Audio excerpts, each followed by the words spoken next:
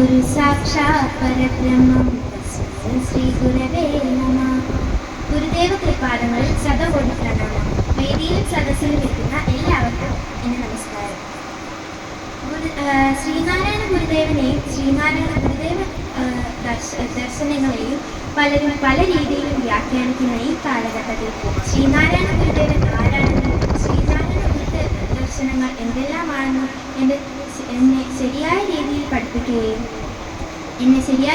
പഠിപ്പിക്കുകയും അത് നിങ്ങളുടെ മുമ്പിൽ വന്ന ചെറിയ വാക്കുകളിലൂടെ ഇവിടെ പറയാൻ പ്രാപ്തിയാക്കിയ 1028 നമ്പർ ശാഖാ കമ്മിറ്റിക്കും ഗുരുദേവ ക്ലാസ് നയിക്കുന്ന യൂത്ത് മൂവ്മെന്റ് പ്രവർത്തകർക്ക് ആദ്യമായി ഞാൻ നന്ദിയോടെ സ്മരിക്കുന്നു. ശ്രീനാരായണ ഗുരുദേവൻ 1855 ചതയം നാളിൽ തിരുവനന്തപുരത്തിനടുത്തുള്ള ചെമ്പഴന്തി എന്ന കൊച്ചു ഗ്രാമത്തിൽ പ്രശസ്തമായ വയൽവാരം വീട്ടിൽ മാടനാശാന്റെയും കുട്ടിയമ്മയുടെയും മകനായി ജനിച്ചു. അസാധാരണമായ തേജസ്സുള്ള ആ ശിശു കരഞ്ഞില്ല. അത് എല്ലാവരെയും അത്ഭുതപ്പെടുത്തി. ഇപ്പോഴും നമ്മൾ ചെമ്പഴന്തിയിൽ ചെന്ന ഓലമേഞ്ഞ ആ തറവാട് നമുക്ക് അതേപടി കാണുവാൻ കഴിയും. അക്കാലത്ത് ജാതി സമ്പ്രദായം കേരളീയ സമൂഹത്തിൽ വളരെ രൂക്ഷമായിരുന്നു. ഈഴവർ, പുലയർ, പറയർ തുടങ്ങിയവരെ അധകൃതരായി കഴിഞ്ഞു. ഇവർ പൊതുനിലത്തിൽ കൂടി സഞ്ചരിക്കുന്നതിനോ ക്ഷേത്രങ്ങളിൽ പോയി ആരാധന നടത്തുന്നതിനോ വിദ്യാലയങ്ങളിൽ പോയി വിദ്യ അഭ്യസിക്കുന്നതിനോ സർക്കാർ ജോലികൾ സ്വീകരിക്കുന്നതിനോ അവകാശമുണ്ടായിരുന്നു. അധകൃതർക്ക് എല്ലാവിധ മാനുഷിക അവകാശങ്ങളും നിഷേധിച്ചിരുന്നു. അന്ന് ഏറ്റവും ഉയർന്ന ജാതിക്കാർ ബ്രാഹ്മണരും താഴ്ന്ന ജാതിക്കാർ ഹരിജനങ്ങൾ അഥവാ പട്ടികജാതിക്കാരുമായിരുന്നു. ഉയർന്ന ജാതിക്കാരും താഴ്ന്ന ജാതിക്കാരും ഒന്നിച്ചിരുന്ന് ഭക്ഷണം കഴിക്കുന്നതിനും വിവാഹബന്ധങ്ങളിൽ ഏർപ്പെടുന്നതിനും അവകാശമില്ലായിരുന്നു. ഉയർന്ന ജാതിക്കാരന്റെ അടുത്തു പോകാൻ പോലും താഴ്ന്ന ജാതിക്കാരന് അവകാശമില്ലായിരുന്നു. ഉയർന്ന ജാതിക്കാരൻ വരുന്നത് കണ്ട താഴ്ന്ന ജാതിക്കാരൻ അവിടെ നിന്ന് മാറി നിൽക്കണമായിരുന്നു. അതായിരുന്നു അന്നത്തെ നിയമം. ഇതിന് അയിത്തം, തീണ്ടൽ എന്നൊക്കെ അന്ന് പറയുമായിരുന്നു. അയിത്ത ജാതികളിലൊന്നായ ഈഴവ സമുദായത്തിലാണ് ഗുരു ജനിച്ചത്. ഗുരുവിന്റെ മാതാപിതാക്കൾ അന്നത്തെ നിലയിൽ സാമാന്യ വിദ്യാഭ്യാസമുള്ളവരായിരുന്നു.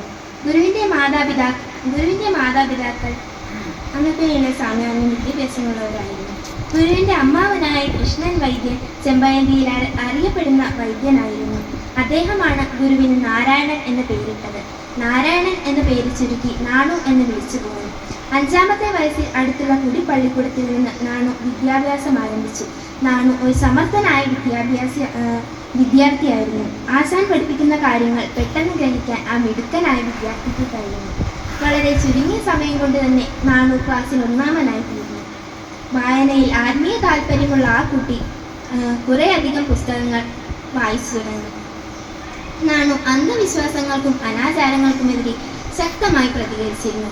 ചെറുപ്പത്തിൽ തന്നെ താഴ്ന്ന ജാതിക്കാരോട് സ്നേഹവും അനുകമ്പയും പ്രകടിപ്പിച്ചിരുന്നു. നാണുവിനെ എഴുത്തിനിരുത്തിയത് കണ്ണകര നാരായണപിള്ളയായിരുന്നു. അദ്ദേഹത്തിൽ നിന്ന് മലയാളം, സംസ്കൃതം, സിദ്ധരൂപം, അമരകോശം, ബാലപ്രബോധനം എന്നീ വിഷയങ്ങൾ പഠിച്ചു. കന്നുകാലികളെ മേയ്ക്കുക, വെറ്റിലക്കുഴി നട്ടുപിടിപ്പിക്കുക തുടങ്ങിയ തൊഴിലുകളും നാണു ഏർപ്പെട്ടിരുന്നു.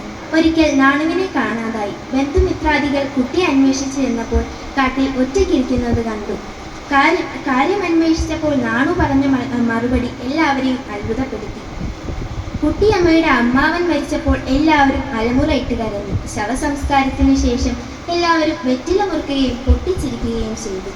മരണത്തിന് മുൻപുള്ള അവസ്ഥയുമായി യോജിക്കാൻ കഴിയാത്തതുകൊണ്ടാണ് താൻ കാട്ടിൽ പോയി ഏകാന്തനായിരുന്നതെന്ന് ഗുരു മറുപടി പറഞ്ഞു.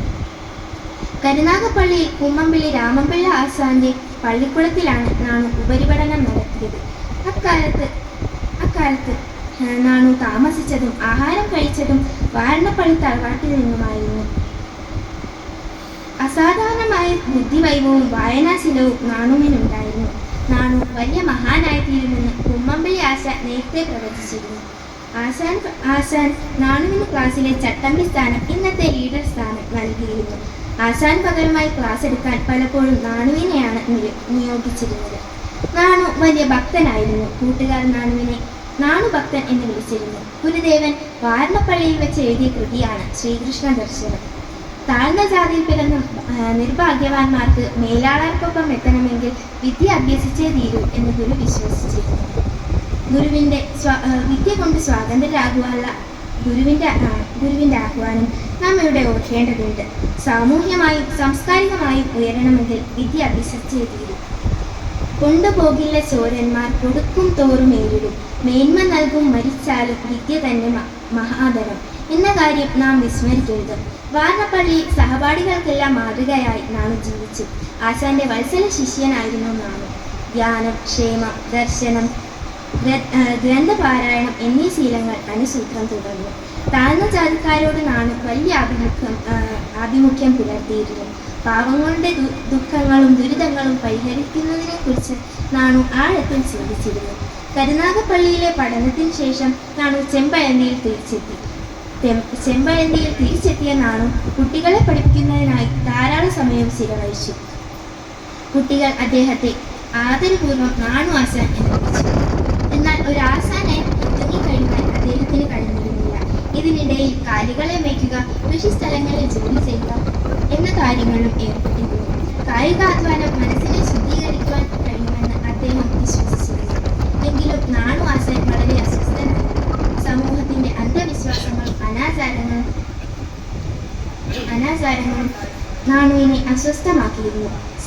സാമൂഹ്യ തിന്മകൾക്കെതിരെ ശക്തമായി പ്രതികരിക്കുന്ന ഒരു മനസ്സാണ് നാണുവിന്.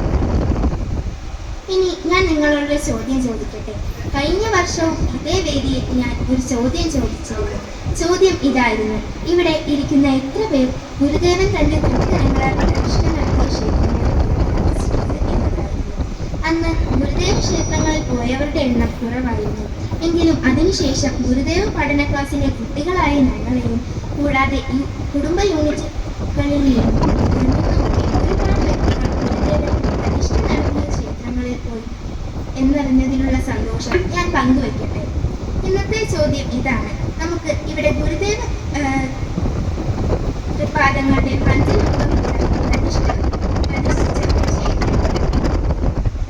ദിനത്തിലും പ്രതിഷ്ഠാ വാർഷികത്തിലും ഗുരുദേവ ജയന്തിക്കും മഹാസമാധിക്കും ഇവിടെ വളരെ പേർ എത്താറുണ്ട്.